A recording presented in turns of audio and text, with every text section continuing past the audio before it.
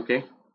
सो macro economics में हम money पढ़ रहे थे और मनी चैप्टर नंबर 5 है हमारा। उसमें मैंने इंट्रोडक्शन वीडियो डाल दिया है, लेक्चर 1 भी डाल दिया है, जिसमें हमने मेनली बार्टर सिस्टम की बात की थी।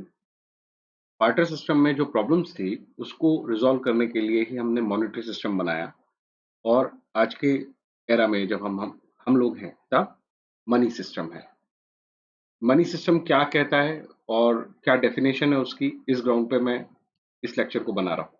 ठीक है, देखो जो मनी की डेफिनेशन है ना, it is based on functions of money. मतलब मनी जो रोल प्ले करती है हमारी इकोनॉमी में, उसी के बेस पे डेफिनेशन है। अगर तुम रोल प्ले समझ जाओगे तो डेफिनेशन अपने आप याद हो जाएगी। एक तो बात है कि हम डेफिनेशन याद कर पाएंगे, दूसरी बात है कि इन्हीं रोल प्लेस की वजह से मनी ने ओवरकम कर दी है वो सारी लिमिटेशंस जो बार्टर सिस्टम ने इंपोज कर रखी थी, इकोनॉमी को ग्रो नहीं होने देता था। तो बार्टर सिस्टम की उन सारी लिमिटेशंस को एंड करने के लिए या रिजॉल्व करने के लिए ही ये फंक्शंस प्ले कर रहा है मनी। ठीक है, तो सोचा ही ऐसे गया ना कि ऐसा कोई चीज चाहिए जो इकोनॉमी में आसानी से हमारी नीड एंड वांट सेटिस्फाई करने में एक्सेप्टेबल हो, कि हम किसी को पे कर दें तो वो ले ले, या हमें कोई पे कर दे तो हम भी ले लें। तो हमने एक ऐसा कॉमन एक्सेप्टेबल इंस्ट्रूमेंट क्रिएट कर लिया, ऐसा कॉमन एक्सेप्टेबल कमोडिटी क्रिएट कर लिया। मनी भी is nothing but a commodity. तुम करेंसी नोट देखो या कॉइन देखो, it is nothing but a commodity, physical existence वाली चीज है, गुड्स है एक तरह का। लेकिन वो एक ऐसा गुड है या ऐसी कमोडिटी है जिसको सब लोग एक्सेप्ट करते हैं। मैं अगर किसी को सर्विस देता हूं, मैं पढ़ा रहा हूं, तो मैं मनी एक्सेप्ट कर लूंगा, क्योंकि उस मनी से फिर मैं अपनी नीड एंड वांट सेटिस्फाई कर सकता हूं। जिसको मैंने पढ़ाया है उसी व्यक्ति से मैं कोई कमोडिटी खरीदूं ये कोई जरूरी नहीं, उससे मैं पैसे ले लेता हूं। उस पैसे से जाके मार्केट में मुझे जो कमोडिटी या सर्विसेज चाहिए होंगी जिससे मेरी नीड वांट सेटिस्फाई होती है, वो देके मैं अपनी कमोडिटी ले लूंगा। तो बेसिकली मुझे भी कमोडिटी चाहिए, बट वो जो प्रॉब्लम थी ना, कि मैं जिसे अपनी सर्विस प्रोवाइड कर रहा हूं उसी से कमोडिटी लूंगा, ये बार्टर सिस्टम की प्रॉब्लम थी। और वहां double coincidence of wants basically एक तरह से अड़चन बना हुआ था, हर्डल बना हुआ था। तो अब मैं स्टूडेंट से फीस लूंगा, फीस लेके मार्केट जाऊंगा और मार्केट से वो सारी कमोडिटी और सर्विस खरीदूंगा जो मेरी नीड एंड वांट सेटिस्फाई कर देगी। तो उसकी नीड एंड वांट सेटिस्फाई मेरा पढ़ाना कर सकता है, राइट। उसके बदले में मैं उससे व्हीट, राइस, है ना, कोई व्हीकल, क्लोथ्स, यूटेंसिल्स, ये सब नहीं खरीदूंगा उससे, उससे पैसे ले लूंगा। तो मैं एक्सेप्ट कर रहा हूँ मनी, और ऐसी कमोडिटी एक्सेप्ट कर रहा हूँ जो बाजार जाके मैं जब यूटेंसिल्स खरीदता हूँ, क्लोथ्स खरीदता हूँ, बुक्स खरीदता हूँ, लैपटॉप खरीदता हूँ, वो लोग भी एक्सेप्ट करते हैं। तो बस ये मॉनेटरी सिस्टम हो गया। इस सिस्टम में मनी ने एक तो ये रोल प्ले किया, ठीक है। दूसरी समस्या क्या चल रही थी बार्टर सिस्टम में? बार्टर सिस्टम में दूसरी समस्या चल रही थी कि हम स्टोर नहीं कर सकते थे वेल्थ को। एग्जाम्पल लिया था मैंने टोमेटो का। टोमेटो आज महंगे हैं और बड़ा रोज काम आते हैं हमारे, बट हम स्टोर करके नहीं रख सकते। पर आप मनी तो स्टोर करके रख सकते हो ना। आज जितनी जरूरत है उतने टमाटर खरीद के लाओ, कल जितनी जरूरत है उतने लेके आओ, एक हफ्ते बाद जितनी जरूरत है उतने लेके आओ। तो आपकी डेली नीड्स को सीधी कमोडिटी स्टोर करने के बजाय, ये जो आर्टिफिशियल कमोडिटी है जो हमने मनी, जिसको हम बुला रहे हैं मनी, इसे स्टोर करके रखो और फ्यूचर में ये आपको वेल्थ जनरेट करके दे देगी। और भी चीजों में लोग वेल्थ जनरेट करते हैं, जैसे बिल्डिंग है या गोल्ड है, इसमें वेल्थ जनरेट होती है। लेकिन वो जो जनरेट हो रही है वेल्थ, वो इतनी एक्सेप्टेबल नहीं है जितनी एक्सेप्टेबल मनी है। अगर किसी के पास आज सपोज प्लॉट है या गोल्ड है, वो सोचे ये गोल्ड लेके जाए अभी सब्जी मार्केट और वो खरीद लेगा सब्जी। वो सब्जी वाला बोलेगा मुझे क्या पता ये ओरिजिनल है या डुप्लीकेट है, लैपटॉप वाले की दुकान पे ले जाओ, गोल्ड दे देगा तुम्हें लैपटॉप। और पैसे लेके जाओगे तो जनरली एक्सेप्टेबल, इजीली एक्सेप्टेबल। तो मनी से अच्छा मीडियम ऑफ एक्सचेंज नहीं है, कोई कमोडिटी नहीं है। मीडियम ऑफ स्टोरेज, वो भी कोई कमोडिटी नहीं है। दो एग्जांपल बता दिए। मनी एक मीडियम ऑफ एक्सचेंज है, जैसा मैंने पहले बताया, पढ़ाने के बदले में पैसे लेता हूं और वो पैसे से मैं लैपटॉप खरीदता हूँ, वेजिटेबल्स खरीदता हूँ, जो भी कमोडिटी और सर्विस मुझे सेटिस्फाई करेगी या मेरी नीड को फुलफिल करेगी, वो मैं जाके बाजार से ला सकता हूँ। तो ये मीडियम ऑफ एक्सचेंज इससे बेहतर नहीं है। दूसरा, स्टोरेज वैल्यू इससे बेहतर कोई नहीं देगा। तीसरा, डेफरमेंट इससे बेहतर कोई नहीं करेगा। डेफरमेंट का मतलब क्या होता है? मैंने गुड्स या सर्विस तो आज रिसीव कर ली, पर इसके पैसे मैं टुकड़ों में चुकाऊंगा बाद में। क्रेडिट कार्ड यूज करते हो? क्रेडिट कार्ड पे हम अभी कोई चीज खरीद लेते हैं, पेमेंट बाद में करते हैं। ये कैसे होता है? बैंक तो अभी पे कर देता है। एक तरह से लोन वाला सिस्टम है ना, बोरोइंग और लेंडिंग वाला सिस्टम है कि हम किसी से कोई चीज बोरो कर रहे हैं, विद और विदाउट इंटरेस्ट उसको टुकड़ों में पेमेंट कर देंगे, या किसी को लेंडिंग करते हैं, वो हमें रिवर्स में दे देगा बाद में पैसे। ये बोरोइंग, लेंडिंग करना, बैंक बनना, बैंक का एग्जिस्टेंस ही नहीं था जब तक मनी नहीं थी। तो ऐसे इंस्टीट्यूशंस बने, बोरोइंग लेंडिंग शुरू हुई, और कितना सुविधा कर दिया। देखो, अगर मुझे आज लैपटॉप खरीदना है और वो लैपटॉप बाजार में आता है सपोज 1,50,000 का, मेरे पास अभी 1,50,000 नहीं है, तो जब तक मैं इकट्ठे नहीं कर लूंगा, मैं उस लैपटॉप को परचेज नहीं कर पाऊंगा। You getting my point? जब तक मेरे पास 1,50,000 नहीं होंगे, मैं लैपटॉप परचेज नहीं कर पाऊंगा। ये इश्यूज था, ये इशू है मेरे साथ। अब क्या करें इसका हल? मनी सिस्टम ने क्या कहा? बैंक जाओ, लोन ले लो, क्रेडिट कार्ड पे खरीद लो लैपटॉप, और बैंक को, आपके पास थोड़े पैसे हैं ना, हर बार आते हैं ना, आप उनसे चुका देना। तो मेरी जो नीड और वांट मैं पूरी नहीं कर पा रहा था अगर मनी नहीं थी तो। बार्टर सिस्टम में तो लैपटॉप तभी मिलता जब मैं सामने वाले की बात मान लेता, जो भी उसको डिमांड में था मुझसे, कमोडिटी या सर्विस, वो मैं प्रोवाइड करता, तभी वो मुझे लैपटॉप देता। डेफरमेंट का तो वहां कोई हिसाब ही नहीं था, डेफर करके कैसे करता। और मनी वाले सिस्टम में मैं अपनी need and want immediately satisfy कर सकता हूँ और उसके पेमेंट को तोड़ सकता हूँ फ्यूचर पेमेंट्स में।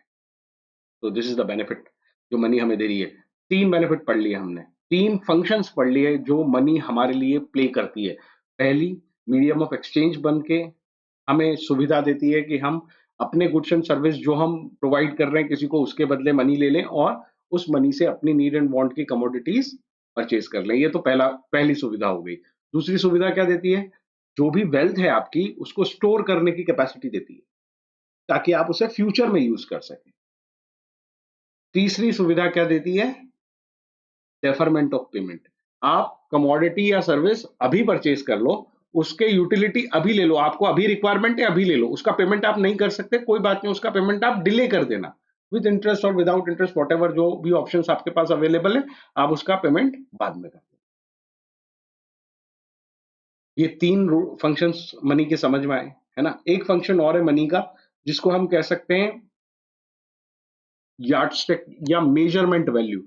मनी मतलब किसी भी कमोडिटी की वैल्यू मेजर कर सकती है अपनी टर्म्स में। जैसे हम कह सकते हैं लैपटॉप कितने का है, 1.5 लाख रुपए का, तो आपने मेजर किया, है ना। सर पढ़ा रहे हैं, उनकी फीस कितनी है, जो भी अमाउंट मैंने फीस बताया, मतलब आपने वो मेजर किया। ठीक है। आप, पहले क्या होता था, किसी को घोड़ा खरीदना है, ठीक है, पहले भी लिया मैंने एग्जांपल, और किसी के पास वो बर्तन बनाता है, उसके पास बर्तन है, उसको एक घोड़ा खरीदना है। घोड़े की वर्थ कितने बर्तनों में काउंट करोगे? कौन कौन सा बर्तन काउंट करोगे? केजी में काउंट करोगे कि टाइप ऑफ बर्तन से काउंट करोगे जो ज्यादा यूटिलिटी दे रहा है? कपड़ों में, अगर किसी कपड़े बेचने वाले को घोड़ा खरीदना है तो वो कैसे करेगा कि एक घोड़े के बदले जेंट्स के कपड़े लेंगे, लेडीज के कपड़े लेंगे, बच्चों के कपड़े लेंगे, कितने कपड़े लेंगे, कौन से वाले टाइप के मटेरियल के कपड़े लेंगे? Are you getting my point? आज के ज़माने में घोड़ा खरीदना है, कितने का है घोड़ा? 2 लाख रुपए का, ठीक है। मैं कपड़े बेचता हूँ, उससे कोई फ़र्क नहीं पड़ता। मैं मेरे कपड़े बेचूँगा, 2 लाख रुपए इकट्ठे करूँगा, घोड़ा जाके खरीद लूँगा। तो बार्टर सिस्टम में बहुत बड़ा प्रॉब्लम था कि किसी भी कमोडिटी को मेजर करने की यार्डस्टिक नहीं थी। लेकिन मॉनेटरी सिस्टम में हम आसानी से हर कमोडिटी को मेजर कर सकते हैं। So this is what we get in the monetary system, right? देखो, अब इसको थोड़ा फॉर्मल पढ़ लेते हैं। यही 4 फंक्शन है और यही 4 प्रॉब्लम्स थी जिसको ओवरकम किया है। बार्टर सिस्टम में ये 4 प्रॉब्लम्स थी, पिछले लेक्चर में जाके देखो। इन चारों प्रॉब्लम्स को ओवरकम कर दिया है मनी ने। अब हम इसे फॉर्मली पढ़ रहे हैं, एग्जाम में कैसे लिखे। ठीक है, इन सब जनरल बातों को मैंने तो सब एग्जाम्पल एग्जाम्पल में समझा दिया ना, समझाने के लिए था। अभी देखो मैं एग्जाम के हिसाब से बताता हूँ। फंक्शंस ऑफ मनी, जो भी डेफिनेशन है इसी से बनती है। तो वैसे भी अलग से क्वेश्चन आ सकता है फंक्शंस ऑफ मनी, और डेफिनेशन भी आएगी, तो ये समझ लो कि फंक्शंस पता होना चाहिए, उसी की भाषा में डेफिनेशन पढ़ने वाले हैं हम अभी इसी लेक्चर में पढ़ाने वाला। दो कैटेगरी के फंक्शन है, एक है प्राइमरी और एक है सेकेंडरी। जब भी किसी चीज को सेकेंडरी बोला जाता है तो उसका कुछ रीजन होता है। ये फंक्शन सेकेंडरी फंक्शंस क्यों कहलाएंगे, है ना। तो पहले जरा नाम पढ़ लेते हैं। प्राइमरी फंक्शंस के नाम देखो, मीडियम ऑफ एक्सचेंज। वो जो प्रॉब्लम थी ना बार्टर सिस्टम की, कौन सी, डबल कोइंसिडेंस ऑफ बॉन्ड, उसको ओवरकम किया है। डबल कोइंसिडेंस ऑफ बॉन्ड क्यों ऑकर हो रही थी, क्योंकि कोई मीडियम ऑफ एक्सचेंज नहीं था, हम सीधे एक कमोडिटी से दूसरी कमोडिटी ही एक्सचेंज कर रहे थे, बीच में कोई इंटरमीडियरी नहीं था, जो आज मनी रोल प्ले करती है। ऐसा कोई बीच में इंटरमीडियरी नहीं था, वो मनी ने रोल प्ले कर दिया, वो उसका फंक्शन हो गया मीडियम ऑफ एक्सचेंज। उसका पहला primary function, basic function, primary मतलब बेसिक। अगला major of value. Major of value से क्या मतलब है, यार्डस्टिक। किसी भी चीज को वैल्यू किस टर्म्स में किया जा सकता है, मॉनेटरी टर्म्स में। हर चीज मॉनेटरी टर्म्स में वैल्यू होती है। मैं पढ़ा रहा हूं, ये मॉनेटरी टर्म्स में वैल्यू होगा। मैं पेन खरीदने जाऊंगा, ये भी मॉनेटरी टर्म्स में वैल्यू होगा। ये पढ़ाना और पेन खरीदना आपस में एक दूसरे के टर्म्स में वैल्यू नहीं करने पड़ेंगे। तो हर चीज यार्डस्टिक, हर चीज की यार्डस्टिक क्या है, मॉनेटरी वैल्यू। अभी याद हो जाएंगे, मीडियम ऑफ एक्सचेंज और monetary, measurement of value. Measurement of value किसकी हेल्प से होता है, मनी की हेल्प से होता है। ये दोनों प्राइमरी फंक्शन है। इन दोनों फंक्शंस को सपोर्ट देने के लिए, इन दोनों फंक्शंस को सपोर्ट देने के लिए सेकेंडरी फंक्शन बने हैं। तो सेकेंडरी फंक्शंस का काम है प्राइमरी फंक्शंस को सपोर्ट देना। प्राइमरी फंक्शन कौन कौन से हैं? हो सकता है एग्जाम में केवल इतना ही पूछो, what are the primary functions of money. Primary function है तो केवल वही वाले दो लिख के आना, वो स्टोरेज वैल्यू वाले और डेफर्ड वाले अभी हम पढ़ेंगे। ठीक है, स्टोरेज और डेफरमेंट। स्टोरेज का मतलब आज जो पैसा कमाया उसे हम फ्यूचर में यूज कर सकते हैं, और डेफरमेंट यूटिलिटी आज ले लो गुड्स की या सर्विस की, और उसका पेमेंट आप टुकड़ों में कर देना, बोरोइंग लेंडिंग। तो ये बोरोइंग लेंडिंग और स्टोरेज, ये दोनों सेकेंडरी फंक्शन है जो सपोर्ट देते हैं। भाई आज स्टोर करूंगा तो कल परचेज कर पाऊंगा, तो ये सेकेंडरी फंक्शंस हैं। सेकेंडरी फंक्शन प्राइमरी फंक्शन को सपोर्ट देते हैं। ठीक है, एक्चुअली ये सेकेंडरी फंक्शन की जरूरत ही इसलिए पड़ रही है क्योंकि प्राइमरी फंक्शन करते रहना है कंटिन्यूस बेसिस पे, इसलिए सेकेंडरी फंक्शन की जरूरत पड़ रही है। समझो ना, अगर मैं आज स्टोर करूंगा तभी तो हर बार खरीद पाऊंगा चीजें, मेरे पास सेविंग होनी चाहिए ना। और दूसरी चीज, अगर मेरे को फ्यूचर में पेमेंट करने हैं, आज भी पेमेंट करना है, डेफर्ड पेमेंट वाला केस समझा रहा हूँ, आज भी पेमेंट करना है, 1 महीने बाद भी करना है, 2 महीने बाद भी करना है, तो अगर मुझे 1 महीने बाद किसी चीज को पे करना है तो वो मेजरेबल होनी चाहिए ना। लोग इंटरेस्ट लगा के मेजर करते हैं, आज दोगे तो 10,000, 1 महीने बाद दोगे तो 11,000, और 1 महीने बाद दोगे तो 12,000। ये जो ये मेजरेबल किसमें किया उन्होंने, मनी में। आज 10,000, कल 11, 1 महीने बाद 11, उसके बाद 12, टाइम के हिसाब से जो इन्फ्लेशन होता है उसको भी कंसिडर कर रहा है। तो ये सब कैलकुलेशन आ कहां से पा रहे हैं, मनी की टर्म्स में काम कर रहे हैं, इस वजह से आ पा रहे हैं। अगर आप कमोडिटी कमोडिटी में करते तो फिर बहुत मुश्किल होती। Are you getting my point? हर चीज का प्रोपोर्शन नहीं बनता है। एक शर्ट 1 महीने बाद क्या 1.5 शर्ट, ये कैसे बनेगा, उसकी क्या यूटिलिटी है। मनी बन सकती है ऐसे, 1,000 रुपए बढ़ा दो 10,000 में। सो this is how it get done. So secondary जो है वो प्राइमरी को सपोर्ट करता है, क्योंकि ये डिराइव ही प्राइमरी की वजह से होते हैं। स्टोरेज वैल्यू और डेफरमेंट किसकी वजह से डिराइव होते हैं, मनी एक मेजरेबल यार्डस्टिक है, किसी भी गुड और कमोडिटी की को हम मेजर कर सकते हैं इन टर्म ऑफ मनी, और मनी मीडियम ऑफ एक्सचेंज है, इसको सपोर्ट करने के लिए स्टोरेज वैल्यू है और डेफरमेंट है। ऐसे याद रखो, मनी मीडियम ऑफ एक्सचेंज है और मनी एक और क्या है, मनी मनी यार्डस्टिक है, मेजरेबल यूनिट है, जिसकी टर्म्स में हम किसी भी कमोडिटी को मेजर कर सकते हैं। ये दोनों प्राइमरी है। और इनके सपोर्ट के लिए स्टोरेज और डेफरमेंट है। ओके, तो देखो standard of deferment payment and store of value. अब सपोज कोई कहे कि बड़ा क्वेश्चन आ जाए 5 नंबर के लिए, मीडियम ऑफ एक्सचेंज हमें समझाना हो तो हम किन टर्म्स में समझाएंगे? Medium of exchange, it can be used to make payment for all transaction. कोई सा भी ट्रांजेक्शन हो, खरीदने का ट्रांजेक्शन हो, बाय मैं बाय कर रहा हूं या सेल कर रहा हूं, उसके अपोजिट में क्या चल रही होगी? मनी। कुछ खरीदा, पैसे दे दिए, मनी गई, ओके, पे कर दी। और कुछ मैंने दिया है, मैंने गुड्स बेचा है या मैंने सर्विस प्रोवाइड की है, तो मनी ले ली। तो किसी भी तरह का ट्रांजेक्शन हो, उसका एक्सचेंज किस में कर लो? मनी में कर लो। कमोडिटी का इंतजार मत करो, पढ़ाओ पैसे ले लो, बाजार जाओ लैपटॉप खरीदो पैसे दे दो, तो सिंपल।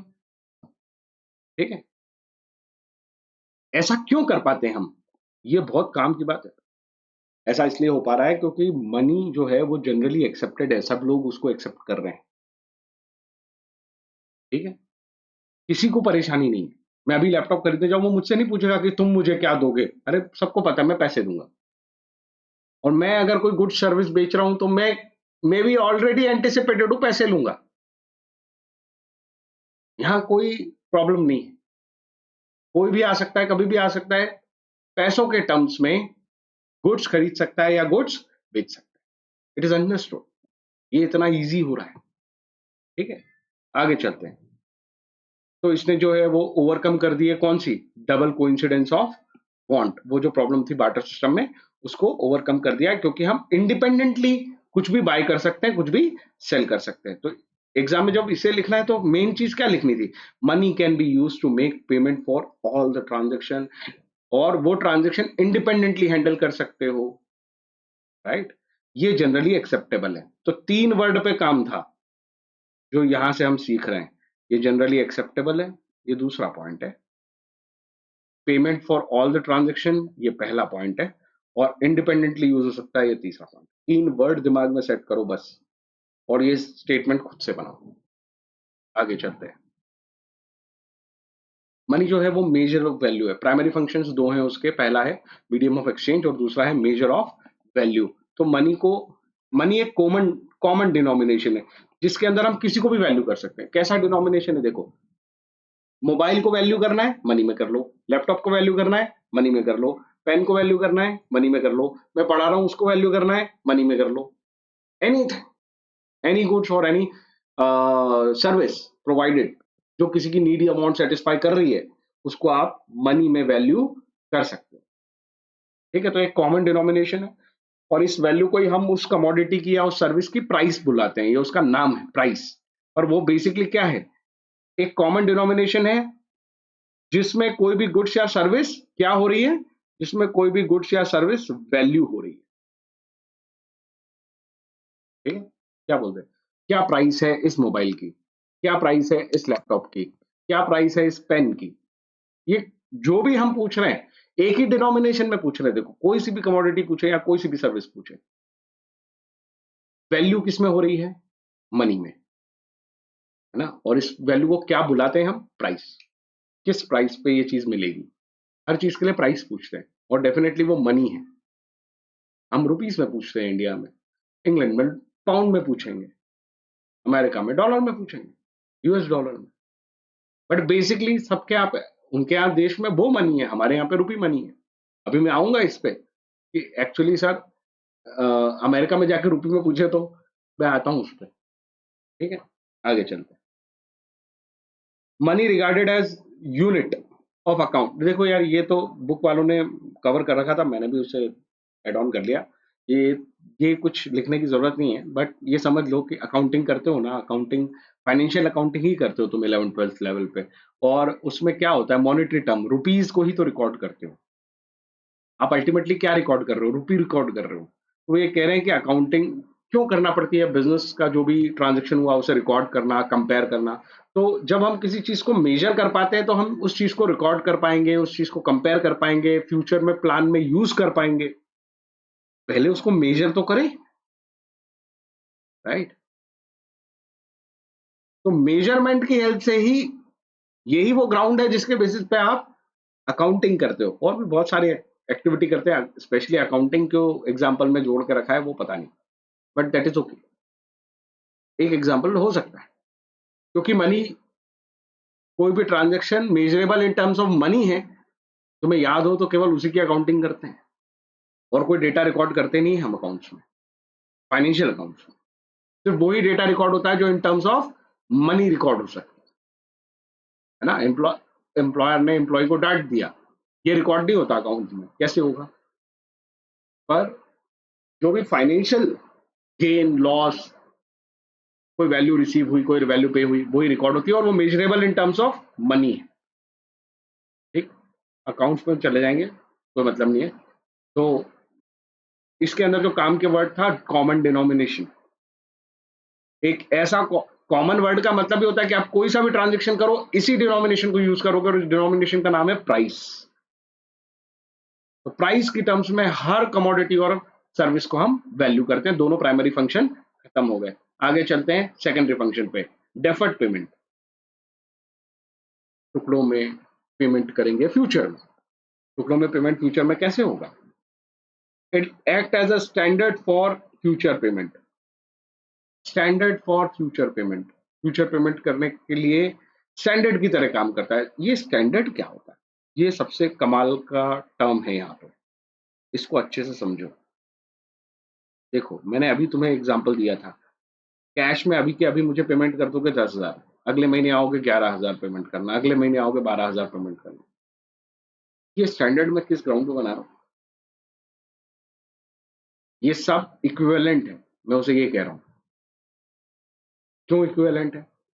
एक महीने तुम्हें उधार देने की मेरे को कीमत चुकानी पड़ेगी। अगर मैं कोई भी बिजनेस करता हूँ, उसका रेंट तो नहीं रुका, मैंने कोई सामान बेच दिया, उसके पैसे मुझे नहीं आए, मैं खरीदने कैसे जाऊंगा सप्लायर के पास सामान? तो हर चीज की मुझे कीमत चुकानी पड़ेगी, उस डिले पेमेंट की, वो मैं वसूल करूंगा एक महीने बाद के लिए। तो इसमें बहुत सारे फैक्टर्स हैं जो मुझे वसूल करने पड़ेंगे, या तो अभी के अभी 10,000 दे दो, एज सिंपल एज दैट। ये सब स्टैंडर्ड्स किस भाषा में बन रहे हैं? मॉनेटरी टर्म्स में, राइट? तो डेफर्ड पेमेंट के स्टैंडर्ड क्रिएट होते हैं। आप अगर 10 महीने की उधारी लोगे तो अलग अमाउंट रिसीव करूंगा, एक महीने की उधारी लोगे तो अलग अमाउंट रिसीव करूंगा। ये स्टैंडर्ड किस टर्म्स के हिसाब से बने? मॉनेटरी टर्म्स में बने। कितना पैसा रिसीव करूंगा, एक महीने के लिए या 10 महीने के लिए? ऐसा बार्टर सिस्टम में सोच के देखो कितना कॉम्प्लिकेट हो जाएगा। Not possible. मनी है जिसकी टर्म्स में हम ये बोरोइंग लेंडिंग कर सकते हैं, अलग अलग पीरियड के लिए कर सकते हैं, पर्सन टू पर्सन भी इस स्टैंडर्ड को बदल सकते हो, पर ये स्टैंडर्ड सेट तो करते हो ना हर व्यक्ति के लिए। तुम्हारा पहचान वाला है उसके लिए अलग स्टैंडर्ड है, कोई बिल्कुल पहचान का नहीं है उसके लिए अलग स्टैंडर्ड है, 6 महीने की उधारी का अलग स्टैंडर्ड है, एक महीने की उधारी का अलग स्टैंडर्ड है। ये सारे स्टैंडर्ड सेट किस टर्म्स में कर रहे हो? मनी की टर्म्स में सेट कर रहे हो। आई होप मेरी बात समझ में आ रही है। ठीक है, तो मनी का फंक्शन है स्टैंडर्ड बनाना, डेफरमेंट के लिए स्टैंडर्ड बनाना। मनी का क्या फंक्शन है? डेफरमेंट के लिए स्टैंडर्ड सेट करना। ठीक है, तो तुम जानते हो फ्यूचर में पेमेंट होंगे, डेफर पेमेंट का मतलब है पेमेंट फ्यूचर में होगा, और ऐसा होगा जिसपे बायर सेलर एग्री हो गए। वो एग्री किस पे होंगे? किसी स्टैंडर्ड पे एग्री होंगे। क्या रेट ऑफ इंटरेस्ट रहेगा, क्या ड्यूरेशन ऑफ टाइम रहेगा जिसमें आप पेमेंट करने वापस आओगे, और किस रेट पे पेमेंट इंटरेस्ट चार्ज करेंगे और पेमेंट वापस होगा। Okay, it is simplified borrowing and lending. इसकी वजह से ही आसानी से लोग बोरोइंग करते हैं, आसानी से लोग लेंडिंग करते हैं। वो स्टैंडर्ड सेट होता है। अभी किसी बैंक के पास जाओ उधार लेने, वो स्टैंडर्ड बता देगा तुम्हें, वो इन टर्म्स ऑफ मनी ही वो स्टैंडर्ड बताने वाला है। It lead to creation of financial institution.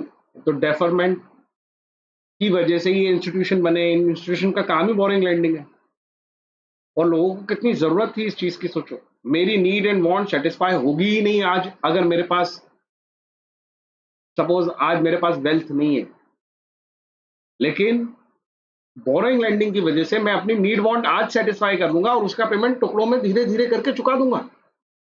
जब मनी नहीं थी ये सिस्टम पॉसिबल नहीं था। इसका स्टैंडर्ड कैसे सेट होता, कब पैसे लौटाऊंगा, कितने कितने पैसे लौटाऊंगा, किस इंटरेस्ट पे पैसे लौटाऊंगा, पैसे तो थे ही नहीं, तो क्या कमोडिटी लौटाऊंगा इंटरेस्ट पे, कैसे? तो मीडियम ऑफ एक्सचेंज और मेजरेबल वैल्यू को सपोर्ट करने के लिए आया डेफर्ड पेमेंट, और उन्हीं दोनों को सपोर्ट करने के लिए आया स्टोर ऑफ वैल्यू। और ये तो बहुत ही सिंपल है, आप अगर वैल्यू स्टोर करना चाहते हो तो सबसे अच्छा मीडियम है वैल्यू स्टोर करने का मनी। वैल्यू स्टोर करने का क्या मतलब है? स्टोर करना मतलब बचा के रखना फ्यूचर में काम आने के लिए।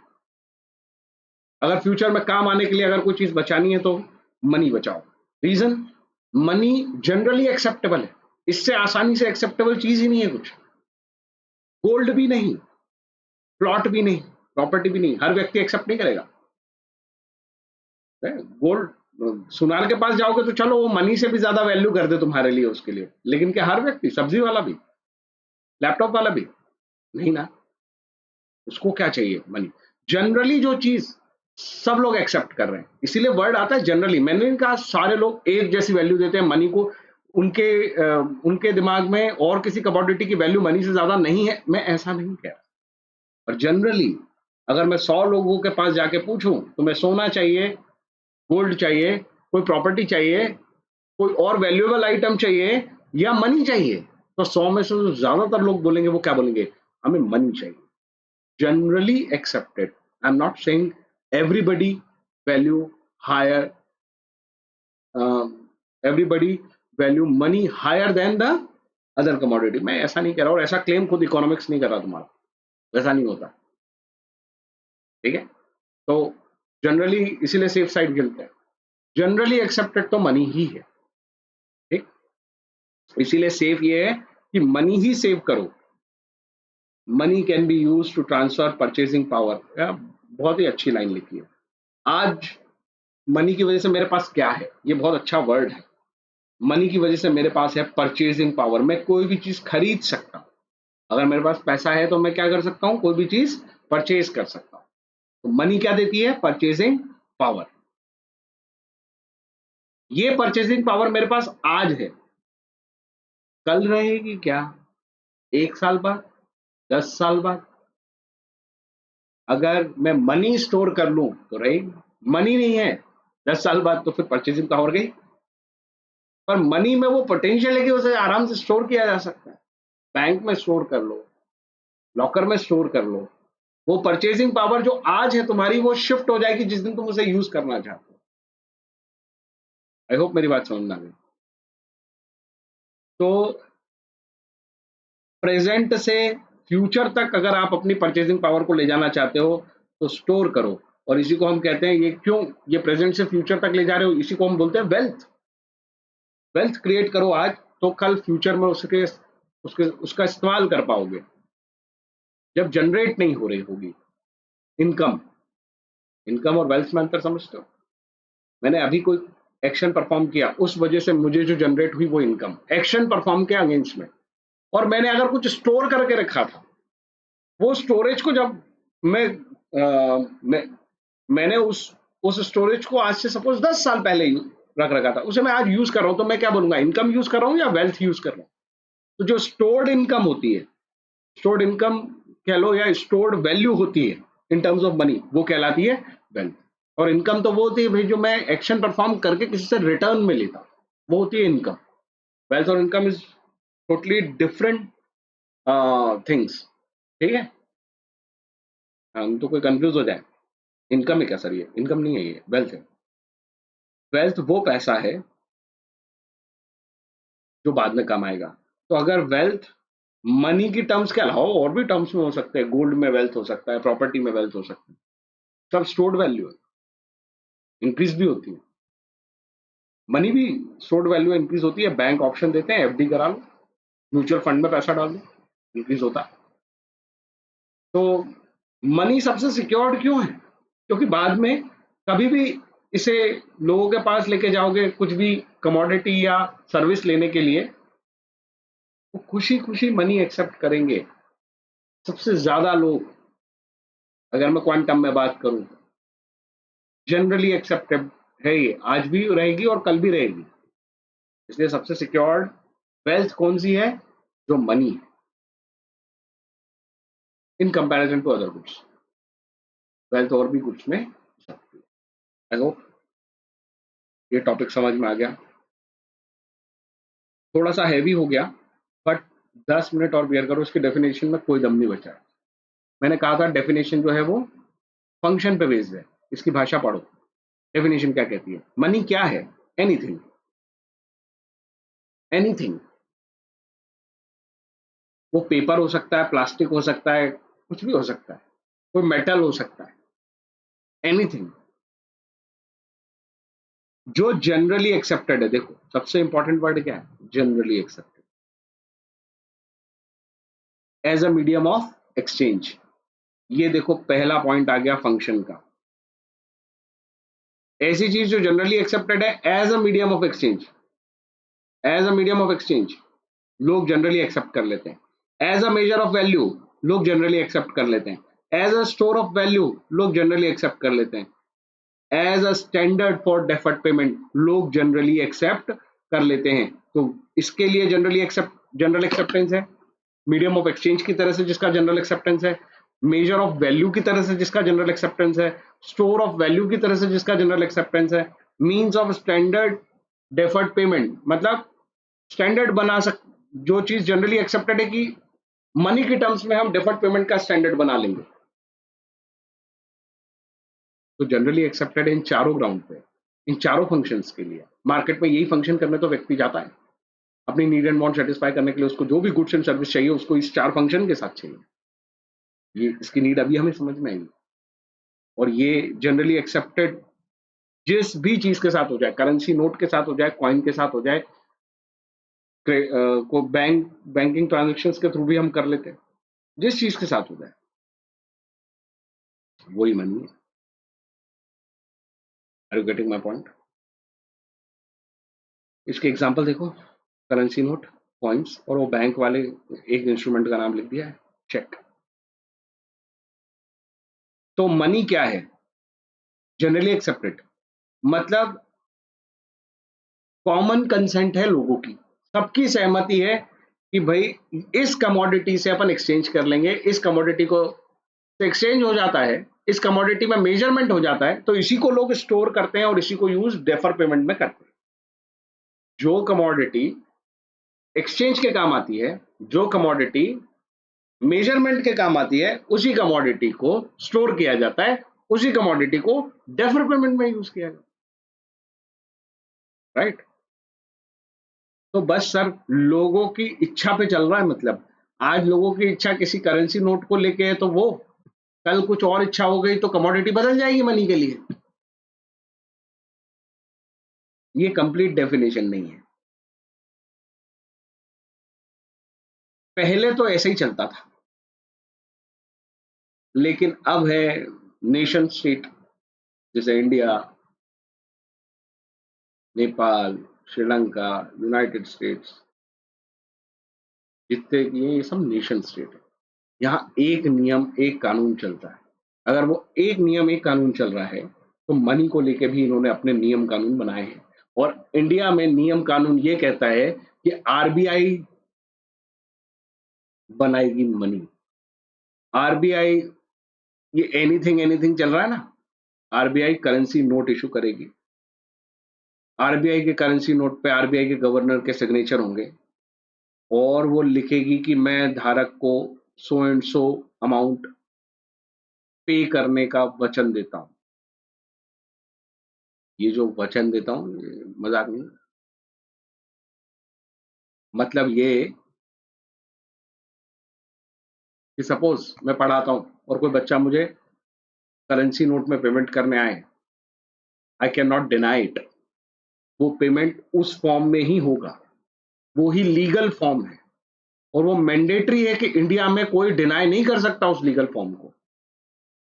मैं कहूं कि नहीं मेरे को इसका पेमेंट तो घोड़े में चाहिए, मेरे को कोई प्लॉट दे दो, मुझे कुछ और दे दो, नहीं नहीं नहीं। पेमेंट का एक ही तरीका होगा, वो होगा मनी। वो आरबीआई के गवर्नर के साइन के साथ वो जो नोट लिखा है ना, उसको पढ़ो, क्या लिखा है? प्रॉमिस टू पे। जिसके भी प्रति आपकी डेट या ऑब्लिगेशन है, आप करेंसी नोट दो उसको, उसके अलावा वो आपसे कुछ मांग नहीं सकता, उसे लेना पड़ेगा, उसे एक्सेप्ट करना पड़ेगा। हाँ, वो फटा वटा नहीं होना चाहिए भाई, फेक नहीं होना चाहिए, जाली नहीं होना चाहिए। आरबीआई ने जो इशू किया है उस नोट के अगेंस्ट ही वो ही नोट पेमेंट करेगा, और कुछ पेमेंट के लिए कोई मांग नहीं सकता है। हाँ, एग्रीमेंट करके कुछ बात हुई हो तो that is different case, but आप कुछ भी खरीदने जाओ बाजार, करेंसी नोट दो, you can not deny it. मजेदार होता हूँ, क्रेडिट कार्ड के लिए लोग मना कर देंगे, चेक के लिए भी लोग मना कर देंगे कि हम नहीं ले रहे, और उनका मना करना वाजिब है। चेक पे लिखा है कहीं मैं धारक को 100 एंड 100 रुपए अदा करने का वचन देता हूँ? नहीं लिखा। तो ये लीगली बाउंड है इंडिया में। इंडिया में ट्रांजेक्शन हो रहा है तो रुपी में होगा। डॉलर पे थोड़ी लिखा है कि आरबीआई देती है वचन, इसीलिए डॉलर नहीं चलेगा। Are you getting my point? Dollar भी नहीं चलेगा, केवल इंडियन रुपी ही चलेगा, क्योंकि उसी पे आरबीआई ने लिखा है, वही लीगल टेंडर है इंडिया का, वही लीगल ऑर्डर है इंडिया का कि यहाँ पे होने वाले सभी ट्रांजेक्शन के ऑब्लिगेशन और डेट का पेमेंट करेंसी नोट में होगा और कोई डिनाई नहीं कर सकता। Try to understand this philosophy. सभी नेशन स्टेट इसी फिलोसफी पे चल रहे हैं, बाकी सबको वो डिनाई कर सकता है, करेंसी नोट को डिनाई नहीं कर सकता। ऑनलाइन सर मैं बैंक में से पैसे ट्रांसफर कर दूं उसको, तो अकाउंट नंबर दे रहा है वो, हाँ, फिर क्या वो मना कर सकता है? नहीं। करेंसी फिजिकल हो सकती है, डिजिटल हो सकती है। Digital currency is acceptable. Cheque क्यों मना कर रहे हो sir? Cheque is not a currency note, वो करेंसी नोट नहीं है। उसका एग्जिस्टेंस डिजिटल हो सकता है, करेंसी का वर्चुअल हो सकती है वो, पर रहेगी तो करेंसी, राइट? वो चेक करेंसी नहीं है, तो don't confuse with the cheque. Online payment करते हो वो लीगल टेंडर है, और वो सामने वाले को एक्सेप्ट करना पड़ेगा। उल्टा कुछ ट्रांजेक्शन पे तो अब गवर्नमेंट ऐसे नियम ला रही है कि डिजिटल पेमेंट ही होगा, फिजिकल होगा ही नहीं। एक लिमिट के ऊपर 10,000 के ऊपर 20,000 के ऊपर फिजिकल पेमेंट ही नहीं है। ये पढ़ाना मेरा काम है, तुम्हें बताना जरूरी है।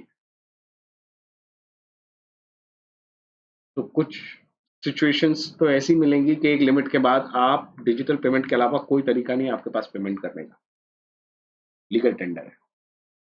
Are you getting my point? So money की डेफिनेशन जो दिमाग या इकोनॉमिक्स कहता है वो तो इतनी है कि भाई सारे लोग जिसको जनरली एक्सेप्टेड कर ले वो मनी हो जाएगी। तो आज इंडियन रुपी मनी है, कल अपने देश में अपन डॉलर मनी बना लेंगे, फिर तो ये सब एक्सेप्ट कर रहे हैं। कुछ देशों में चलता है इंडियन रुपी, नेपाल में इंडियन रुपी में ट्रांजेक्शन कर लो खुल के। कितने ही देश है जहां पे यूएस डॉलर में ट्रांजेक्शन कर लो, लोग खुशी खुशी अपनी कमोडिटी बाय और सेल कर लेते हैं in exchange of US dollar. But but legal definition of money ये कहती है, लॉ जिसे मनी कहता है वो ही मनी है। इसी वजह से इंडिया में मनी केवल इंडियन करेंसी है। जो भी देश जिनकी स्पाइन है, जिनकी रीढ़ की हड्डी है, जो अपना यू कैन से अपने लिए आत्मसम्मान रखते हैं, उन देशों में दूसरी करेंसी में एक्सेप्टेंस बहुत कम होते हैं, लोग ही नहीं करते। इट्स नॉट अबाउट कि गवर्नमेंट ही नहीं बोलती। मुझे कोई डॉलर में पेमेंट करेगा, मैं नहीं लूंगा, व्हाई शुड आई? और मैं इंडिया में बता दूं, $2,000 के ऊपर कैश रखना इलीगल है, जेल हो जाएगी। समझ में आ रही बात? कैश नहीं हो सकता। बैंक अकाउंट में हो सकते हैं, डिजिटली हो सकते हैं, कितने डॉलर रख सकते हो, उसके भी कंडीशंस हैं बहुत सारी। बहुत रिजिड है। हर देश दूसरे देश की करेंसी अपने देश में वो ट्रांजेक्शन के लिए यूज नहीं होने देगा, हर तरीके से दबाएगा। बात समझ में आई? तो लॉ ये कहता है मनी वो है जो लॉ बताएगा। इंडिया में आरबीआई एक्ट है, उसके अंदर एक बॉडी काम करती है, उसका नाम है रिजर्व बैंक ऑफ इंडिया। वो बताता है मनी क्या है। उसने जो नोट दिया है उसको छोड़ के कुछ भी मनी नहीं है। वो नोट फिजिकल और डिजिटल दोनों चलता है, ठीक है? लीगल टेंडर मनी इसको बोला जाता है, लीगल टेंडर मतलब जिसको लीगल फोर्स हासिल है, which can be use legally to pay. ऐसी सारी चीजें, एनीथिंग जो लीगली यूज हो रही है पेमेंट करने के लिए, वही लीगल टेंडर कहलाएगी, वही लीगल मनी होगी, है ना? तो कोई भी डेट हो, कोई भी ऑब्लिगेशन हो, उसके लिए लीगली आपके पास कौन सा इंस्ट्रूमेंट है पे करने के लिए? एग्जाम्पल के लिए इंडिया में इंडियन रूपी, लंदन में पाउंड, यूएस में डॉलर। लीगली डेट और ऑब्लिगेशन उसी में पे होंगी, ठीक है? वो कहलाती है लीगल टेंडर और मनी। ओके, अब देखो आगे। लीगल टेंडर दो तरह के हो सकते हैं, एक होता है लिमिटेड लीगल टेंडर और एक होता है unlimited legal tender. Currency note एक तरह का अनलिमिटेड लीगल टेंडर है, आज पेमेंट करो, कल पेमेंट करो, कोई टाइम लिमिट नहीं है। लिमिटेड लीगल टेंडर आप चाहो तो बना सकते हो, जैसे कॉइन्स को लेके कुछ लोग लीगल टेंडर लिमिटेड कर लेते हैं कि भाई अगर कॉइन्स पे पेमेंट करना है तो मैक्सिमम 2000 रुपए तक ही डेट लूंगा मैं। तो गवर्नमेंट इसको अलाउ करती है कि भाई कॉइन्स एक लिमिट तक ही कोई व्यक्ति अपने पास स्टोर कर पाएगा ना, उसको कैरी करना, और ये पॉसिबल नहीं है। तो you can put limit on coins, but you can not put limit on currency, ठीक है? फिजिकल, डिजिटल, करेंसी में ही पेमेंट होंगे, करेंसी में ही आपको एक्सेप्ट करना पड़ेगा, आप डिनाई नहीं कर सकते, ठीक है? कॉइन्स पे आप लिमिट लगा सकते हो, एक टाइम की लिमिट लगा सकते हो, क्वांटिटी की लिमिट लगा सकते हो, और करेंसी नोट पे जनरली कोई लिमिट नहीं लगा सकता।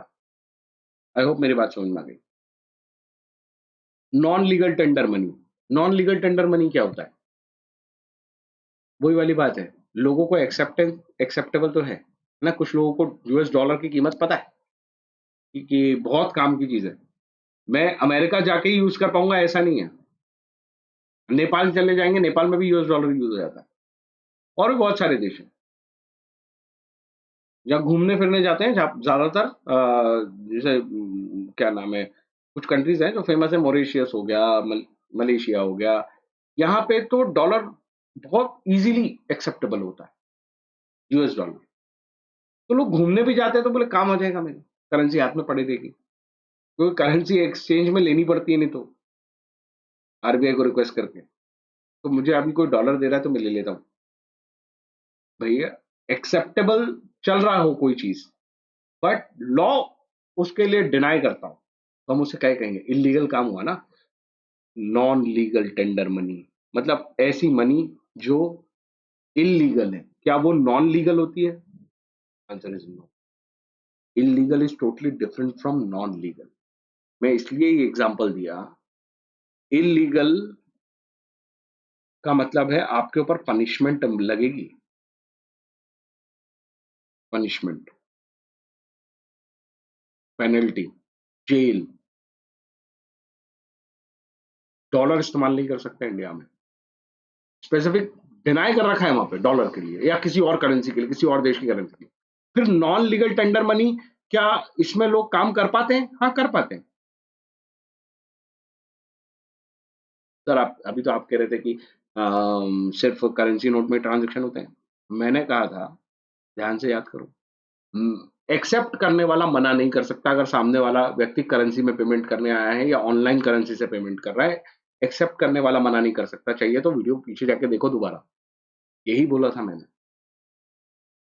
पर तुम मेरे पास चेक लेके आए हो फीस का, करेंसी नहीं लाए हो, चेक लेके आए हो। चेक कोई इलीगल काम है? इंडिया की बैंक का चेक है, पर करेंसी नहीं है, डिजिटल भी नहीं है, फिजिकल भी नहीं है। अब बताओ, मेरे ऑप्शन पे है कि मैं इस चेक को एक्सेप्ट करूं या मैं कहूं कि नहीं, मैं चेक नहीं लूंगा आपसे, मुझे करेंसी ला के दो। यह है non legal tender money. Cheque भी मनी का काम करता है, जनरली लोग एक्सेप्ट कर लेते हैं, तो ठीक है। तो ऐसी चीजें जो जनरली लोग एक्सेप्ट तो कर रहे हैं, चेक जनरली लोग एक्सेप्ट करते हैं ना। मैं चेक देता हूं कितने ही लोगों को पेमेंट के लिए, फीस देते हैं लोग चेक में, मैं एक्सेप्ट करता हूं, वो भी एक्सेप्ट करते हैं। तो ये चीज जनरली एक्सेप्टेड है, लेकिन बाउंड नहीं है एक्सेप्ट करने वाला। धारक को अदा करता हूं, वो वचन जो दिया है ना, प्रॉमिस आरबीआई ने, वैसा प्रॉमिस नहीं है इस पे, तो मैं बाउंड नहीं हूं, मैं मना कर सकता हूं चेक के लिए। लेकिन कोई करेंसी लेके आया कि सर आपको इतनी फीस बनती है और ये आपके पैसे, अब मैं बोलूं कि नहीं नहीं, मैं ये करेंसी नहीं दूंगा, मेरे को डॉलर ला के दो, मेरे को ये ला दो, आई कांट, वहां मैं बाउंड हूँ। चेक पे लाए हो फीस तो मैं कह सकता हूँ कि मेरे को करेंसी में चाहिए, चेक में एक्सेप्ट नहीं करता, यू कैन से सो। मैं ये नहीं कह सकता डिजिटल नहीं दे सकते, हाँ बैंक में देना, वो बैंक में देना चाहते हैं वो बैंक में देंगे, ठीक है। तो मैं यहाँ पे बस इतना सा समझाना चाहता हूँ कि ऐसे इंस्ट्रूमेंट जैसे cheque, draft, bill of exchange, ये कोई आरबीआई के इशू किए हुए नोट्स नहीं है, करेंसी नोट नहीं है ये हमारे। तो कोई इनमें पेमेंट करना चाहता है तो जो रिसीव करने वाला है, he can deny it, he has an option to deny it, he is not bound to accept, he is not bound to accept, वो बाउंड नहीं है एक्सेप्ट करने। Are you getting my point? जबकि यहां क्या पड़ा था लीगल टेंडर में, मेन वर्ड यही था, legal tender which can be use legally to pay the debt और अदर ऑब्लिगेशन, और एक्सेप्टर जो है वो बाउंड टू एक्सेप्ट था, वो मना नहीं कर सकता। यहां पे क्या लिखा है, creditor is not bound to accept, इतना सा अंतर है। पर इलीगल तो बहुत ही अलग कहानी होती है, अदर करेंसी यहां जाएंगी।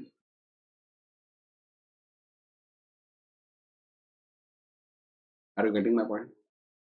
इंडिया में बहुत सारे तरीके से इसको इलीगल बनाया है कि आप अदर करेंसी में ट्रांजेक्शन कर ही नहीं सकते, बड़े होके सीखोगे। फेमा करके एक एक्ट है, फॉरेन एक्सचेंज मैनेजमेंट एक्ट, तो दैट्स इट। थोड़ा लंबा हो गया लेक्चर, भले टुकड़ों में देखना पर इसको ध्यान से देखना, एक ही बार में सब चीजें याद हो जाएंगी, बहुत सारा टॉपिक इसका कवर हो गया। छोटा पार्ट एक और बचा है, उसके साथ ये मेजोरिटी चैप्टर खत्म हो जाएगा अगले लेक्चर में।